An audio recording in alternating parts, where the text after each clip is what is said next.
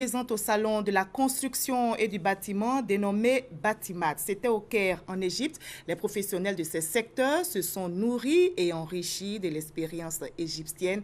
En retour, les investisseurs égyptiens ont été séduits par toutes les opportunités qu'offre la Côte d'Ivoire, d'ailleurs présente pour accueillir ce salon en Afrique de l'Ouest. Eugène Atoubi. Dans les jardins de la résidence de l'ambassadeur de France en Égypte, les professionnels de l'industrie du bâtiment se sont retrouvés hors exposition dans la soirée.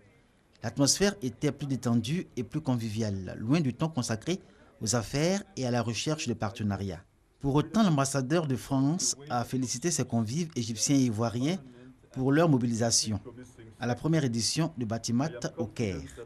Ce serait une bonne idée d'avoir à Abidjan, qui est une grande capitale africaine, un salon sur le modèle de celui qui est organisé au Caire et qui serait un petit peu le salon de référence dans le domaine de la construction et de l'habitat pour toute la région de l'Afrique de l'Ouest et au-delà.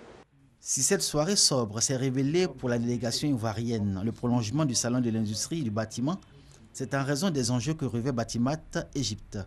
Car à l'évidence, la Côte d'Ivoire veut rattraper son retard en termes d'offres de logement à ses populations, et ce, par la prise en compte de toutes les exigences et la synergie d'action de l'ensemble des professionnels de l'industrie du bâtiment. Il y a le foncier, c'est vrai, il y a le financement, c'est vrai, mais il y a l'architecture et il y a les matériaux. Et tant que la Côte d'Ivoire n'aura pas à elle des matériaux qui soient adaptés à l'environnement climatique, culturel et économique des populations ivoiriennes, ça va être très difficile pour nous de mettre en place un petit habitat. Nous avons rencontré beaucoup d'entreprises égyptiennes qui s'intéressent à notre pays. On va retourner faire le compte rendu nécessaire. Beaucoup d'entreprises ivoiriennes auraient dû venir parce qu'il y a des opportunités d'affaires.